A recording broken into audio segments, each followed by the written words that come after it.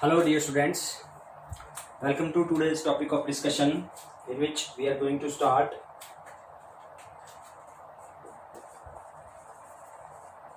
torque on a current carrying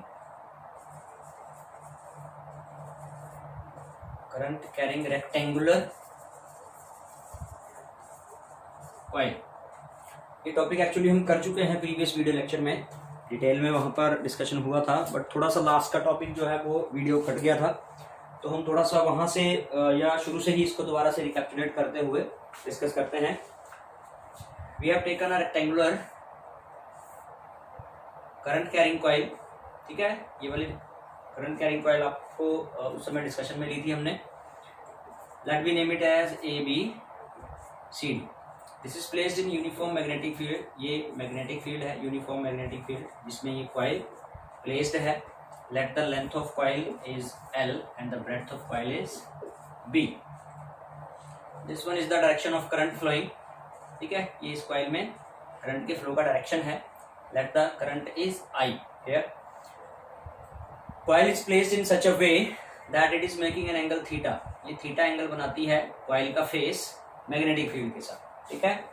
तो overall जो हमारा डिस्कशन हुआ था कि ये पूरा कॉइल जो है वो 4 कंडक्टर्स के इक्विवेलेंट है। ए बी एक कंडक्टर हो गया, बी सी दूसरा हो गया, सी डी तीसरा हो गया, डी ए फोर्थ कंडक्टर हो गया। And force acting on the conductor of length L in magnetic field B equals to B I L. अगर उस कंडक्टर की लेंथ हो मान लो B I L sine theta, ठीक है। तो यहाँ पर ये 4 कंडक्टर हैं। चारों कंडक्टर की जो फोर्सेस हैं F1, F2, F3, F4 अगर उनको नाम दे दें हम, और ये वाला फॉर्मूला अगर उनको अप्लाई करें, F1 इस AB कंडक्टर के ऊपर फोर्स हो गई, तो BI इसकी लेंथ L है AB की, एंड साइन 90 डिग्री, ठीक है, साइन 90 डिग्री। और साथ साथ अगर उसके डायरेक्शन को भी हम डिटरमाइन करें तो फ्लेमिंग्स लेफ्ट हैंड रूल से वो डायरेक्शन डिटरमाइन किया जाएगा। This is left hand. Centre finger current के डायरेक्शन में करेंगे, मैग्नेटिक फील्ड के डायरेक्शन में हम 4 फिंगर को कर देंगे, तो thumb upward direction towards the observer दिखा रहा है, ठीक है। तो ये अपवर्ड में F1 फोर्स हो गया। इधर डायरेक्शन इस करंट का इससे अपोजिट है इधर वाले से, तो डायरेक्शन फोर्स का away from observer F3 force जो ऐसे हो जाएगी। F2 की बात करेंगे तो F2 इधर को, और F4 जो फोर्स है AD एंड पर, वो इस एक्सल के लॉन्ग, जिस एक्सल के लॉन्ग इस कॉइल को रोटेट होने के लिए एडजस्ट किया गया है, उसी एक्सल के लॉन्ग दोनों फोर्सेस F2 और F4 लगेंगी। एक दूसरे से अपोजिट है डायरेक्शन में। मैग्नीट्यूड हम इनका यहाँ लिख रहे हैं BI, और इनकी लेंथ को हमने नाम दिया ब्रेड्थ एज B, ठीक है, BIB sine theta, and here also BI small b sine theta. ये दोनों फोर्सेस मैग्नीट्यूड में बराबर हैं, डायरेक्शन में अपोजिट हैं, एंड इनका लाइन ऑफ एक्शन भी सेम है, इसलिए ये क्या हो जाती हैं, कैंसल आउट हो जाती हैं, ठीक है। They get cancel out with each other. जहाँ तक बात है फोर्सेस F1 और F3 की, तो BI इसकी लेंथ इधर वाली साइड की CD की भी L है, एंड साइन 90 डिग्री, ठीक है। ये वाली अगर अपवर्ड में है डायरेक्शन, तो इस वाली फोर्स का डायरेक्शन डाउनवर्ड होगा। ये दोनों फोर्सेस भी एक दूसरे से अपोजिट हैं, F1, F3, लेकिन इनका लाइन ऑफ एक्शन सेम नहीं है। And if the line of action is not same, they get cancelled out with each other. ये दोनों फोर्सेस भी एक दूसरे से कैंसल आउट हो जाती हैं, and they create a torque. So the forces F1 and F3 create a torque on the coil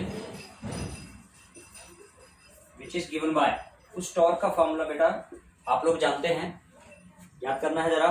either force into perpendicular distance, ठीक है। ये किसी भी टॉर्क का फॉर्मूला होता है। आइदर फोर्स कौन सी, F1 या F3 में से कोई एक ले लीजिए। जैसे मान लो हमने F1 ले लिया, ठीक है, F1 ले लो या F3 ले लो, और परपेंडिकुलर डिस्टेंस, यहाँ उसी डायग्राम को हम थोड़ा सा दोबारा बनाएंगे ताकि हम उस परपेंडिकुलर डिस्टेंस को देख सकें। ऐसे ये डायरेक्शन मैग्नेटिक फील्ड का है। तो एक फोर्स तो यहाँ लग रही है डी पे, एक यहाँ ए पे लग रही है, अपोजिट है एक दूसरे से। तो इनके बीच में परपेंडिकुलर डिस्टेंस के लिए हमने डी से एक वर्टिकल और ए से एक हॉरिजॉन्टल लाइन ड्रॉ की। One force is at here, second one is at here. So this one, मान लो इस पॉइंट को नाम देते हैं ए एन। तो ए एन इनके बीच का परपेंडिकुलर डिस्टेंस होगा, हमने लिख दिया ए एन यहाँ पे, ठीक है। एंगल थीटा था ये मैग्नेटिक फील्ड और फेस ऑफ कॉइल के बीच में, क्या एंगल था? थीटा। तो वही थीटा एंगल ये हो जाएगा कॉरेस्पॉन्डिंग एंगल। और ए से डी की जो लेंथ है इसको स्मॉल बी, कॉइल की ब्रेथ की फॉर्म में नाम दिया हुआ है हमने। सो राइट ट्रायंगल, यहाँ पर राइट एंगल बनता है। हमें ए एन यानी कि इस थीटा का बेस चाहिए और हाइपोटेन्यूज की वैल्यू हमारे पास है। तो हम क्या करते हैं, कॉस थीटा ट्रिग्नोमेट्रिकल फंक्शन लगाकर, कॉस थीटा जो कि क्या होता है, बेस अपॉन हाइपोटेन्यूज। बेस हो गया ए एन और हाइपोटेन्यूज हो गया ए डी, ठीक है। A N upon A D की वैल्यू कितनी बेटा? ए डी की वैल्यू स्मॉल बी, ये वाली, ठीक है। और इधर है कॉस थीटा, तो ए एन कितना हो गया? Small B cos theta. यानी कि आइदर फोर्स की वैल्यू हो गई बी आई एल, ठीक है, और ए एन की वैल्यू हो गई small B cos theta. Clear? आप इस लेंथ और ब्रेड्थ को रिप्लेस कर सकते हैं कॉइल के एरिया से, B I capital A into cos theta. Clear है बेटा? है ना, एल इंटू बी को हमने रिप्लेस कर दिया कैपिटल ए से। यहां लिखते हैं हम कि if there are n number of coils, n number of turns of the coil की अगर n number of turns हैं तो टॉर्क कितना हो जाएगा? n से मल्टीप्लाई हो जाएगा, NIAB into cos theta. Clear है बेटा? NIAB cos theta. और एक नई टर्म यहाँ पर इंट्रोड्यूस करते हुए हम इस NIA की जगह कैपिटल M लिखते हैं, कैपिटल MB कॉस थीटा। ये टॉर्क हमारे पास आता है जहां पर ये capital M is the magnetic dipole moment. क्या है बेटा? ये मैग्नेटिक डाइपोल मोमेंट, ठीक है। और किसकी जगह पे आया ये? NIA। तो मैग्नेटिक डाइपोल मोमेंट क्या डिफाइन करेंगे हम? Number of ampere turns of the coil into area of the coil. Coil के एरिया से नंबर ऑफ एम्पियर टर्न्स का प्रोडक्ट है, मल्टीप्लाई है, ठीक है, मैग्नेटिक डाइपोल मोमेंट। तो ये टॉर्क अपने पास आ गया। अब आप थोड़ा ध्यान से देखें तो टॉर्क एक वेक्टर क्वांटिटी है, कैपिटल एम भी वेक्टर क्वांटिटी है, मैग्नेटिक डाइपोल मोमेंट और मैग्नेटिक फील्ड भी वेक्टर क्वांटिटी है। तो वेक्टर क्वांटिटी के साथ यहाँ जब हम ए क्रॉस बी को ओपन करते हैं वेक्टर प्रोडक्ट को तो साइन थीटा एंगल आता है, लेकिन यहाँ पर आ रहा है कॉस थीटा एंगल। तो इस कॉस थीटा एंगल को साइन थीटा एंगल करने के लिए हम कुछ चेंजेस जो लाते हैं यहाँ पर, उसके बारे में थोड़ा इधर देखेंगे जरा। हम क्या करते हैं, कुछ कंस्ट्रक्शन करते हैं। यहाँ पर एक नॉर्मल ड्रॉ करते हैं, ठीक है, N cap. Let we draw a normal to the face of coil, coil के फेस पर, ठीक है, कॉइल के फेस पर नॉर्मल ड्रॉ करते हैं which makes an angle alpha with the magnetic field, direction of magnetic field. ये direction line आ गई मैग्नेटिक फील्ड वाली, और नॉर्मल उसके साथ कितना एंगल बनाता है? अल्फा। और यही नॉर्मल वाली लाइन AD के साथ 90 डिग्री एंगल बनाएगी। तो यहां हम लिख सकते हैं so that alpha plus theta equals to 90 degree, alpha plus theta equals to 90 degree. तो यहां से आप थीटा की वैल्यू अगर निकाल लें 90 minus alpha, theta is 90 minus alpha. तो आपका ये जो टॉर्क है जिसको अभी हमने क्या लिखा था, MB कॉस थीटा लिखा था, तो थीटा की जगह लिखेंगे 90 माइनस अल्फा, और cos 90 minus alpha is sine alpha, ठीक है। ये आपका टी रेशियो चेंज है, M B sine alpha, torque equals to M B sine alpha. अब हम इसी को वेक्टर फॉर्म में लिख सकते हैं, torque equals to M cross B. ठीक है, ये वेक्टर फॉर्म में torque acting on the coil आपके पास आता है। सो ये आपका टॉपिक पूरा होता है इस तरह से। और इसी टॉपिक को हम आगे जो नेक्स्ट टॉपिक करने वाले हैं मूविंग कॉइल गैल्वेनोमीटर, वहां पर यूज करेंगे इसी फॉर्मूला को। तो इसको बहुत ध्यान से याद करके रखना है जरा, आगे इसका यूज करते हैं हम नेक्स्ट टॉपिक में। वेल डियर स्टूडेंट्स, अगला टॉपिक जो हम पढ़ने जा रहे हैं वो है moving coil galvanometer, moving coil galvanometer. ठीक है, सो सबसे पहले डिफाइन करते हैं मूविंग कॉइल गैल्वेनोमीटर को। So it is a device used for the to detect और measure the small value of electric current in a circuit. एक इलेक्ट्रिक सर्किट में करंट का क्या अमाउंट है, फ्लो कर रहा है, मैग्नीट्यूड उसका और उसकी डायरेक्शन भी, ये मूविंग कॉइल गैल्वेनोमीटर से हम डिटरमाइन कर लेते हैं। क्वेश्चन आता है कि हम करंट को एमीटर से भी मेजर करते हैं। There is one another instrument that is ammeter which is used to measure electric current in a circuit। तो डिफरेंस क्या है गैल्वेनोमीटर और एमीटर में? डिफरेंस ये है बेटा, एमीटर का यूज जो हम करते हैं वो सिर्फ करंट के मैग्नीट्यूड को ही मेजर करता है, डायरेक्शन को मेजर नहीं करता है। दूसरी बात, एमीटर के कंपैरिजन में गैल्वेनोमीटर एक ज्यादा सेंसिटिव डिवाइस है। It can measure very small value of electric current in the circuit as comparison to ammeter. Ammeter की बजाय ये बहुत छोटी छोटी वैल्यूज को भी मेजर कर सकता है। इनफैक्ट एमीटर जो बनाया गया है वो गैल्वेनोमीटर से बना है। एमीटर, वोल्टमीटर, दोनों ही डिवाइसेस, उन दोनों को बनाने के लिए गैल्वेनोमीटर का इस्तेमाल करते हैं। आगे हम पढ़ेंगे कैसे वो दोनों डिवाइस एमीटर और वोल्टमीटर बनाए जाते हैं गैल्वेनोमीटर से। तो सबसे पहले मूविंग कॉइल गैल्वेनोमीटर का प्रिंसिपल की बात करते हैं। आफ्टर दैट डेफिनेशन के बाद ये लॉन्ग आंसर क्वेश्चन जो होते हैं उनको हेडिंग्स के साथ हम करेंगे। तो सबसे पहला हेडिंग डेफिनेशन का होगा, उसके बाद प्रिंसिपल, जिस सिद्धांत पे वो कार्य करते हैं। आफ्टर दैट उसकी कंस्ट्रक्शन होगी। ठीक है बेटा, ये स्टेप बाय स्टेप ऐसे आपने क्वेश्चन को करना होता है। जानते हैं आप 10th में भी आपने किया हुआ है या 11th में भी कुछ ऐसे लॉन्ग आंसर टाइप क्वेश्चन थे जिनकी वर्किंग कंस्ट्रक्शन वगैरह सारा होता है वो। जैसे आपने 11th में रेफ्रिजरेटर और हीट इंजन के टॉपिक्स स्टडी किए थे।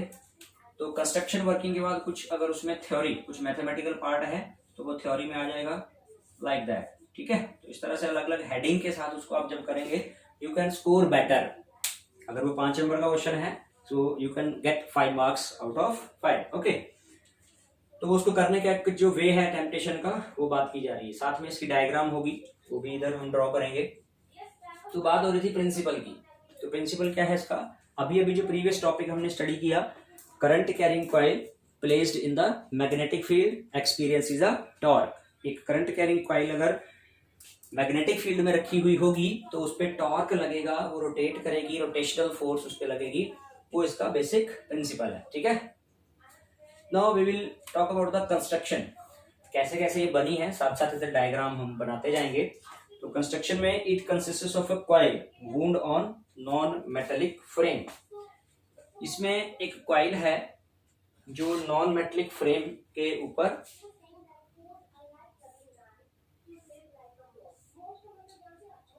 रैप की गई है, लपेटी गई है, वूंड भी बोल सकते हैं उसको। वूंड का मतलब लपेटी गई है। इस तरह की इंसुलेटेड कॉपर वायर की बनी हुई रेक्टेंगुलर कॉइल है। ये उसकी नंबर ऑफ टर्न्स हैं। यहां से ऊपर वाले हिस्से से ये जिस मटेरियल के साथ इसको हैंग किया गया है that is phosphor bronze. Phosphor bronze, phosphor bronze एक ऐसा इलास्टिक मटेरियल है, पढ़ा हुआ है आपने 11th क्लास में, हुज इलास्टिसिटी इज मैक्सिमम। तो फॉस्फर ब्रॉन्ज के साथ इसको हैंग किया गया है। From here there are two terminals here, the terminal T1 here and the terminal T2 here। दूसरा टर्मिनल यहाँ पर है T2 and at the top here is the torsion head. This is called, we name it as torsion head. Torsion head जिसके साथ इसको लटकाया गया है, ठीक है। इधर हम देखेंगे तो ये दो टर्मिनल्स हैं कॉइल का, एक एंड हम इधर टर्मिनल T1 के साथ अटैच कर देंगे। The name of coil is ABCD। Suppose that आप इसको ABCD कॉइल का नेम दे देते हैं। और अंदर एक नॉन मैग्नेटिक मेटेलिक पीस होगा, जिस पीस के ऊपर इसको रैप किया गया, लपेटा गया है, ठीक है ना। और इसके सराउंडिंग में क्या है, दो स्ट्रॉन्ग मैग्नेट्स हैं, कॉनकेव शेप के मैग्नेटिक पोल्स हैं with their north and south polarity, इस तरह से है। और ये जो लोअर एंड है यहाँ पर, ये hair spring, this is called hair spring, S नाम दिया इसको हमने। ये क्या है, हेयर स्प्रिंग। नीचे वाला जो हिस्सा है इसका एक स्प्रिंग की तरह कंडक्टर के साथ अटैच किया गया है। Now the end this through the hair spring, coil का जो दूसरा एंड है वो टर्मिनल T2 के साथ अटैच किया गया है, ठीक है। कॉइल हो गई ABCD, इधर से स्प्रिंग के थ्रू इसको टर्मिनल T2 से और इधर से टर्मिनल T1 से अटैच किया है। और ऊपर वाला हिस्सा जो है वो टॉर्शन हेड वाला जो है वो फॉस्फर ब्रॉन्ज स्ट्रिप के जरिए कॉइल को हैंग करता हुआ है। नीचे इसका जो बेस है, बेस को हम वर्टिकली लेवल करने के लिए लेवलिंग स्क्रू लगा देते हैं इसके बेस पर। Here are the leveling screws. We name it as leveling screws. Okay, leveling screws. तो ये है इसका सारा कंस्ट्रक्शन। तो होता क्या है, जैसे इलेक्ट्रिक करंट का फ्लो करवाते हैं इस कॉइल में हम, ठीक है। टर्मिनल T1 T2 हो गए जो पोटेंशियल डिफरेंस देते हुए होंगे, ठीक है। एक यहाँ टर्मिनल हो गया, यहाँ हो गया। तो जैसे करंट का फ्लो करते हैं, we know that there acts a torque, current carrying coil. और ये मैग्नेटिक फील्ड का सोर्स है। मैग्नेटिक फील्ड जब यहाँ होती है, करंट फ्लो करता है कॉइल में, तो क्या एक्ट करेगा कॉइल पे, टॉर्क एक्ट करेगा। टॉर्क एक्ट करेगा, इट मींस ये रोटेट करेगी इसमें, है ना, इट विल रोटेट। अब थ्योरी पे आते हैं हम, तो रोटेट करती है तो एक deflection torque, deflecting torque on the coil. Deflecting torque का मतलब है करंट के फ्लो करने से कॉइल डिफ्लेक्ट होती है, तो वो जो डिफ्लेक्टिंग टॉर्क है, अभी अभी हमने पढ़ा था, अगर मान के चलें इसकी n नंबर ऑफ टर्न्स हैं, I इसमें करंट फ्लो कर रहा है, A इसका एरिया है और B मैग्नेटिक फील्ड में रखी हुई है, तो NIAB साइन अल्फा, अभी अभी हमने ये फॉर्मूला पढ़ा था, कैपिटल MB साइन अल्फा, है ना, या M क्रॉस B भी उसको लिखा था फिर बाद में हमने। So this was the situation. यहाँ अगर हम बात करें तो अल्फा जो एंगल आ रहा है, इसका प्लेसमेंट इस तरह से है कि अल्फा 90 डिग्री है, as alpha is 90 degree here, so NIAB is the deflecting torque we have, ठीक है। इसको हम इक्वेशन नंबर 1 कर देते हैं। एक टॉर्क तो ये हो गया जो करंट के फ्लो होने से इस कॉइल में प्रोड्यूस हो रहा है। थोड़ा सा ध्यान देंगे, यहाँ जो हमने फॉस्फर ब्रॉन्ज यूज किया और हेयर स्प्रिंग, ये जो नीचे स्प्रिंग है ये भी एक इलास्टिक मटेरियल का बना हुआ है। तो इलास्टिक मटेरियल के अंदर क्या आ जाता है, जैसे ही ट्विस्ट होता है उसको मरोड़ा जाता है या एक्सटर्नल डिफॉर्मिंग फोर्स लगाते हैं, तो इलास्टिक मटेरियल के अंदर एक रीस्टोरिंग फोर्स आ जाती है।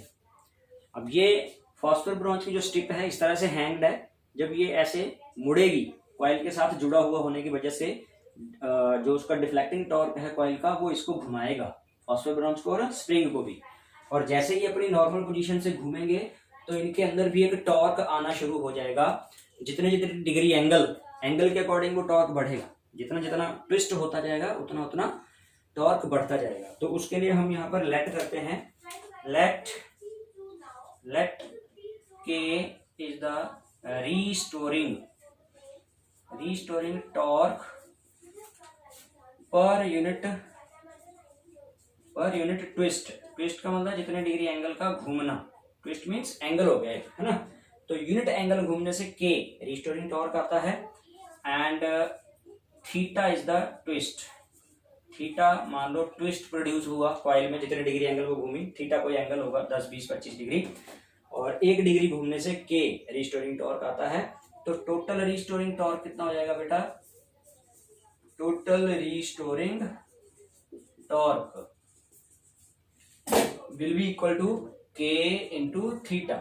यूनिट डिग्री एंगल घूमने से के आया, और जितने डिग्री एंगल घुमा हुआ वो के थीटा हो गया, तो दोनों का मल्टीप्लाई करके के थीटा टोटल रिस्टोरिंग टॉर्क होगा। अब एक सिचुएशन ऐसी आ जाती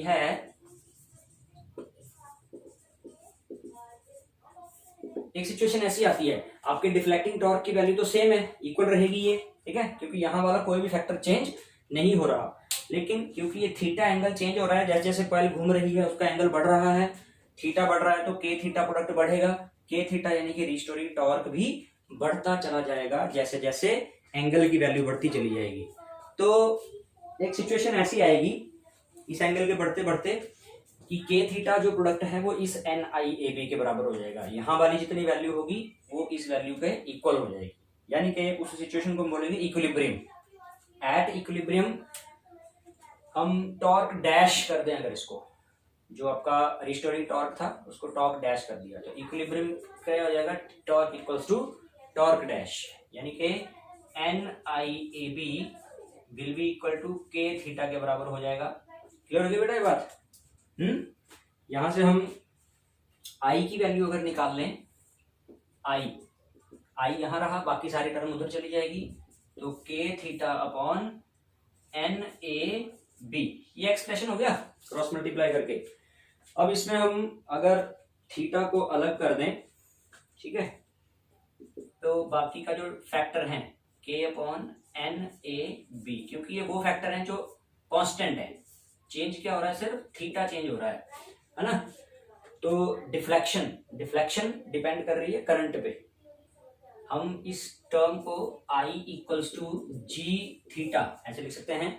जी हमने क्या लिखा, के अपॉन एन ए बी को जी लिखा है, जिसको क्या नाम देते हैं हम, galvanometer constant. We call it as galvanometer constant, ठीक है बेटा, गैल्वेनोमीटर कांस्टेंट है। G is equal to K upon N A B. तो यहाँ से एक क्लैरिटी ये हो रही है कि करंट और जो डिफ्लेक्शन है ये दोनों डायरेक्टली प्रोपोर्शनल है। अगर हम प्रोपोर्शनलिटी के कांस्टेंट जी को प्रोपोर्शनलिटी फॉर्म में ले जाएं तो हम इसी टर्म से ये लिख सकते हैं कि आई प्रोपोर्शनल टू थीटा और theta proportional to I. Theta यानी कि डिफ्लेक्शन और आई मींस करंट, तो डिफ्लेक्शन जो है वो करंट के डायरेक्टली प्रोपोर्शनल है। यहाँ से ये एक रिलेशन जो है वो प्रूव होती है, ठीक है, and we call it as, ये जो फैक्टर आपके पास आता है वो गैल्वेनोमीटर कांस्टेंट कहलाता है। अब इस गैल्वेनोमीटर से ही जुड़े हुए छोटे छोटे दो टॉपिक्स हैं। ये कंस्ट्रक्शन वर्किंग तो इसकी यहां तक हो गई, but there are two small topics. The names are current sensitivity and voltage sensitivity. छोटे छोटे टॉपिक्स हैं। करंट सेंसिटिविटी, करंट सेंसिटिविटी का मतलब कितना छोटा छोटा करंट मेजर किया जा सकता है गैल्वेनोमीटर से, that is its current sensitivity. जितना स्मॉल करंट मेजर कर सके, छोटी से छोटी वैल्यू को मेजर कर सके, उतना ही ज्यादा वो सेंसिटिव कहलाएगा, ठीक है बेटा। अगर मैथमेटिकल डेफिनेशन की बात करें तो जो इसकी मैथमेटिकल डेफिनेशन है that is the deflection produced per unit current, it is the definition, okay. तो डिफ्लेक्शन क्या है, angle theta, theta is the deflection and per unit current I से डिवाइड कर दिया। यहां हम देख रहे हैं थीटा की वैल्यू अगर हम या फिर आई की वैल्यू सब्स्टिट्यूट कर दें तो हमारे पास क्या वैल्यू आई हुई है, आई एस क्या हो जाएगा, अगर थीटा की वैल्यू हम आई की वैल्यू रख दें, K theta upon N A B, theta upon K theta upon N A B ऊपर चला जाएगा। देखिए बेटा ये यहां से वैल्यू ले ली ना हमने, K theta upon N A B equals to I, तो आई की वैल्यू यहां सब्स्टिट्यूट कर रहे हैं, ठीक। थीटा से थीटा कट गया, आपके पास बचा एन ए बी अपॉन के, यानी कि हम ये देख रहे हैं कि current sensitivity directly proportional to number of turns of the coil, current sensitivity directly proportional to area of coil, current sensitivity directly proportional to magnetic field. इसका मतलब ये होगा कि हम इन टर्म्स को अगर इंक्रीज करेंगे तो करंट सेंसिटिविटी को बढ़ाया जा सकता है, लेकिन कुछ लिमिटेशंस भी हैं हमारे सामने कि नंबर ऑफ टर्न्स को हम एक लिमिट तक बढ़ा सकते हैं, क्योंकि नंबर ऑफ टर्न्स को जितना ज्यादा बढ़ाएंगे कॉइल की लेंथ बढ़ेगी और लेंथ बढ़ने से उसकी रेजिस्टेंस बढ़ जाएगी, और रेजिस्टेंस बढ़ेगी तो करंट कम हो जाएगा, ठीक है। तो वो फिर एक नेगेटिव इफेक्ट हो जाएगा उस चीज का, लेकिन हम एक लिमिट तक नंबर ऑफ टर्न्स को बढ़ा सकते हैं। ऐसे ही एरिया ऑफ कॉइल को भी हम एक लिमिट तक इंक्रीज कर सकते हैं। साइज, एरिया बढ़ाने से साइज बल्की हो जाएगा, बड़ा हो जाएगा, तो वहां भी एक लिमिटेशन हमारे सामने रहेगी कि हम एक लिमिट तक एरिया को बढ़ा के करंट सेंसिटिविटी इंक्रीज कर सकते हैं। हाँ, मैग्नेटिक फील्ड के मैग्नीट्यूड को बढ़ा के करंट सेंसिटिविटी को बढ़ाया जा सकता है। इसीलिए यहाँ पर हमने जो ये पोल्स लिए हैं मैग्नेट के, वो कॉनकेव शेप के लिए हैं, ताकि लार्ज मैग्नेटिक फील्ड को ये प्रोड्यूस करें। और लास्ट टर्म जो रही I S inversely proportional to K यानी के twist restoring torque per unit twist, unit twist होने पर कितना टॉर्क प्रोड्यूस करता है कोई मटेरियल, वो के है। और ये के जितना छोटा होगा, इनवर्सली प्रोपोर्शनल होगा, जितना ये छोटा होगा उतना करंट सेंसिटिविटी ज्यादा होगी। इसी वजह से हमने फॉस्फोर ब्रॉन्ज या क्वार्ट्स जैसे मटेरियल की सिलेक्शन की, यहाँ इसको हैंग करने के लिए या यहाँ हेयर स्प्रिंग बनाने के लिए, ताकि जब डिफ्लेक्शन हो तो उस समय कम से कम रिस्टोरिंग टॉर्क प्रोड्यूस हो। के की वैल्यू स्मॉल रहेगी तो करंट सेंसिटिविटी ज्यादा रहेगी। This was the purpose. तो ये करंट सेंसिटिविटी है। आफ्टर दैट नेक्स्ट टर्म हमारी है वोल्टेज सेंसिटिविटी। ओके, हेडिंग हमारा जो छोटा सा रहेगा वोल्टेज सेंसिटिविटी। तो वोल्टेज सेंसिटिविटी से मतलब है कितने स्मॉल वोल्टेज को कोई गैल्वेनोमीटर से बना हुआ वोल्ट मीटर जितने छोटे छोटे वोल्टेज को मेजर कर सकेगा उतना वो सेंसिटिव कहलाएगा। मैथमेटिकल डेफिनेशन की बात करें, Vs इज इक्वल टू, तो इसकी डेफिनेशन है deflection produced per unit voltage. जैसे यहाँ था deflection produced per unit current था, तो यहाँ deflection produced per unit voltage है वोल्टेज सेंसिटिविटी। अगर हम ओम्स लॉ को यूज करें और ये कंसीडर करें कि इस कॉइल में जो करंट है वो I है और इसकी रेजिस्टेंस R है, तो V को रिप्लेस कर सकते हैं V equals to I R। Clear है? Is it clear? और सेम उसी तरह से जैसे यहाँ I की वैल्यू रखी थी हमने K theta upon N A B, तो यहाँ भी theta upon K theta upon N A B ऊपर चला गया और R उसी के प्लेस पर यही है। थीटा से थीटा कैंसिल हो गया, we are left with N A B upon K R. So voltage sensitivity को बढ़ाने के लिए भी हम देख रहे हैं कि voltage sensitivity directly proportional to number of turns, directly proportional to area, directly proportional to magnetic field से है। ये सारी टर्म्स ऊपर करंट सेंसिटिविटी के लिए डिस्कस हो चुकी हैं। उसमें लिमिटेशन क्या थी वो भी डिस्कस हो चुकी है कि एक लिमिट तक नंबर ऑफ टर्न्स और एरिया को बढ़ाया जा सकता है और मैग्नेटिक फील्ड को हम इंक्रीज कर सकते हैं। उसके अलावा यहाँ दो फैक्टर आ रहे हैं इनवर्सली प्रोपोर्शनल के लिए, एक तो के और एक इनवर्सली प्रोपोर्शनल के लिए रेजिस्टेंस। तो के की डिस्कशन हमारी ऊपर हो चुकी है कि के को कम करने के लिए रिस्टोरिंग टॉर्क पर ट्विस्ट को कम रखने के लिए ही हमने फॉस्फोर ब्रॉन्ज या क्वार्ट्स जैसे मटेरियल की सिलेक्शन की थी। और उसके बाद आता है रेजिस्टेंस। तो जितनी रेजिस्टेंस कम होगी उतनी वोल्टेज सेंसिटिविटी ज्यादा होगी। तो इसी पर्पस को ध्यान में रखते हुए हमने जो कॉइल है वो लेस रेजिस्टेंस वाली लेनी है।